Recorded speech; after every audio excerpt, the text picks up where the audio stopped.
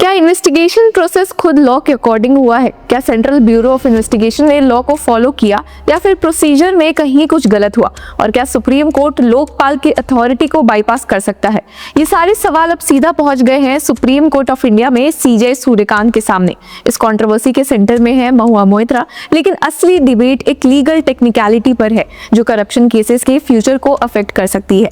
तो व्यूअर्स, इस केस में सुप्रीम कोर्ट ने क्या बड़ा फैसला दिया है? क्या उन्होंने लोकपाल के फेवर में ऑर्डर दिया है या सीबीआई के अगेंस्ट? चलिए आज के इस वीडियो में देखते हैं। और इसी के साथ व्यूअर्स, अगर आपको हमारा लीगल कंटेंट इंगेजिंग लगे तो ज्वाइन आवर प्राइम मेंबरशिप, जहां आपको मिलेगा early access, exclusive content, in depth analysis and members only video खास आपके लिए। अब आज सुप्रीम कोर्ट ने महुआ मोइत्रा को नोटिस इशू किया है। ये नोटिस एक पिटिशन के रिस्पॉन्स में था जो लोकपाल ऑफ इंडिया ने फाइल की थी। अब पिटिशन में लोकपाल ने दिल्ली हाईकोर्ट के एक जजमेंट को चैलेंज किया था। हाईकोर्ट ने अपने जजमेंट में कहा था कि लोकपाल एक्ट के अंदर सैंक्शन का प्रोसेस दो अलग स्टेजेस में नहीं होता।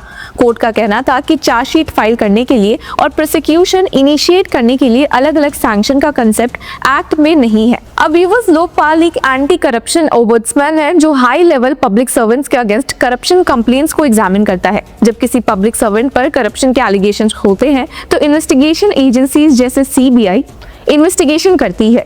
अब इन्वेस्टिगेशन कंप्लीट होने के बाद अगर एविडेंस मिलता है तो चार्जशीट फाइल होती है और फिर प्रोसिक्यूशन स्टार्ट होता है। लेकिन पब्लिक सर्वेंट्स के केसेस में एक एक्स्ट्रा सेफगार्ड होता है जिसे सैंक्शन कहते हैं। मतलब प्रोसिक्यूशन स्टार्ट से पहले कॉम्पिटेंट अथॉरिटी का अप्रूवल जरूरी होता है। अब दिल्ली हाईकोर्ट ने अपने जजमेंट में कहा था कि लोकपाल एक्ट सिर्फ एक स्टेज का सैंक्शन कंटेम्पलेट करता है। कोर्ट ने ऑब्जर्व किया था section 20 subsection 7A of the Lokpal act constitutes the soul and final stage for grant of sanction for prosecution. मतलब हाईकोर्ट के अकॉर्डिंग अगर लोकपाल सेक्शन 20 सबसेक्शन 7A के अंदर सैंक्शन ग्रांट करता है तो वो ही फाइनल सैंक्शन है। उसके बाद अलग से प्रोसिक्यूशन सैंक्शन की कोई सेकंड स्टेज एक्ट में एग्जिस्ट ही नहीं करती। अब कोर्ट ने कहा कि सेक्शन 20 सबसेक्शन 8 का रोल सिर्फ इतना है कि लोकपाल डिसाइड करे कौन सी एजेंसी प्रोसिक्यूशन कंडक्ट करेगी, लेकिन ये कोई सेकंड सैंक्शन क्रिएट नहीं करता। अब इसी रीजनिंग के बेसिस पर हाईकोर्ट ने लोकपाल के उस सैंक्शन को क्वॉश कर दिया था जिसमें सीबीआई को महुआ मोइत्रा के खिलाफ चार्जशीट फाइल करने की परमिशन दी गई थी। और इसी इंटरप्रिटेशन को चैलेंज करते हुए लोकपाल सुप्रीम कोर्ट पहुंच गया। अब मैटर आया सीजे सूर्यकांत और जस्टिस जॉय माल्या बागची के सामने। उनके सामने सीबीआई की तरफ से एसजी तुषार मेहता मौजूद थे। और जब हियरिंग के दौरान इंडिकेट किया गया कि दिल्ली हाईकोर्ट का इंटरप्रिटेशन शायद इतना स्ट्रेट फॉरवर्ड नहीं है तो मामले इंटेंस हो गए। अब बेंच ने कहा कि सेक्शन 20 सबसेक्शन 7A और सेक्शन 20 सबसेक्शन 8 के बीच का रिलेशनशिप प्रॉपर्ली एग्जामिन करना पड़ेगा। जस्टिस बागची ने डिबेट को एक्सप्लेन करते हुए एक इंपॉर्टेंट ऑब्जर्वेशन दिया। उन्होंने कहा कि mister solicitor, if you see the provisions they apparently overlap but there are fine distinctions between the filing of a chargesheet and the conduct of prosecution. मतलब दोनों प्रोविजंस सुपरफिशियली सिमिलर लग सकते हैं लेकिन लीगली उनका रोल अलग हो सकता है। अब जस्टिस बागची ने लोकपाल एक्ट के ऑब्जेक्टिव को भी हाईलाइट किया। कहा कि Lokpal act is to create public confidence in the inquiry into and prosecution of public servants who are highly pleased. यानी एक्ट का पर्पस सिर्फ इन्वेस्टिगेशन अलाउ करना नहीं है बल्कि ये इंश्योर करना है कि पावरफुल पब्लिक सर्वेंट्स के खिलाफ भी प्रोसिक्यूशन इफेक्टिवली हो। अब कोर्ट ने एक इंटरेस्टिंग पॉसिबिलिटी भी डिस्कस की थी।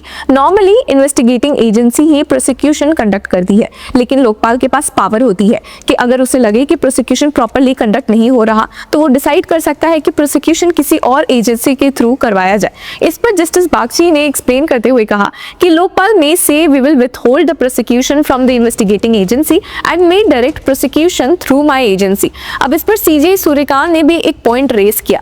उन्होंने कहा कि दोनों प्रोविजंस में जो लैंग्वेज यूज हुई है वो डिफरेंट है और जब लॉ में अलग एक्सप्रेशंस यूज किए जाते हैं तो जनरली उनका लीगल मीनिंग भी अलग होता है। अब हियरिंग के दौरान लोकपाल की तरफ से senior advocate Ranjit Kumar appear हुए। उन्होंने कोर्ट को बताया कि अथॉरिटी किसी पर्टिकुलर इंडिविजुअल के खिलाफ फाइट नहीं कर रही। उनका कंसर्न सिर्फ लोकपाल एक्ट का करेक्ट इंटरप्रिटेशन है। दूसरी तरफ सीबीआई की तरफ से एसजी तुषार मेहता थे। उन्होंने कहा कि सीबीआई हाईकोर्ट के इंटरप्रिटेशन को सपोर्ट करती है, लेकिन साथ ही उन्होंने ये भी कहा कि एलिगेशंस का इन्वेस्टिगेशन बेहद जरूरी है। एसजी मेहता ने कोर्ट को बताया भी कि रियल क्वेश्चन ये है कि क्या लॉ दो अलग सैंक्शंस का कंसेप्ट कंटेम्पलेट करता है। एक सैंक्शन चार्जशीट फाइल करने के लिए है, दूसरा सैंक्शन प्रोसिक्यूशन इनिशिएट करने के लिए है। अब महुआ मोइत्रा की तरफ से सीनियर एडवोकेट निदेश गुप्ता अपीयर हुए। उन्होंने कोर्ट से रिक्वेस्ट किया कि जब तक मैटर डिसाइड नहीं होता तब तक स्टेटस को मेंटेन किया जाए। अब कोर्ट ने एक इंटरिम ऑर्डर पास किया जिससे दोनों साइड्स की कंसर्न्स एड्रेस हो सके। सुप्रीम कोर्ट ने क्लैरिफाई किया कि लोकपाल को फिलहाल दिल्ली हाईकोर्ट के ऑर्डर के पैराग्राफ 89 के अकॉर्डिंग एक्शन लेने की जरूरत नहीं है। अब इस पैराग्राफ में दिल्ली हाईकोर्ट ने लोकपाल को डायरेक्शन दिया था कि 1 महीने के अंदर सैंक्शन पर रिकंसिडरेशन करे।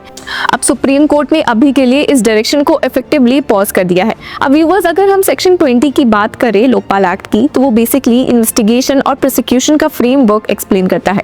सेक्शन 20 सबसेक्शन 7A कहता है कि अगर इन्वेस्टिगेशन के बाद लोकपाल को लगता है कि प्रोसिक्यूशन का केस बनता है तो वो कॉम्पिटेंट अथॉरिटी को डायरेक्ट कर सकता है सैंक्शन ग्रांट करने के लिए, जिससे चार्जशीट फाइल की जा सके और प्रोसिक्यूशन प्रोसीड हो सके।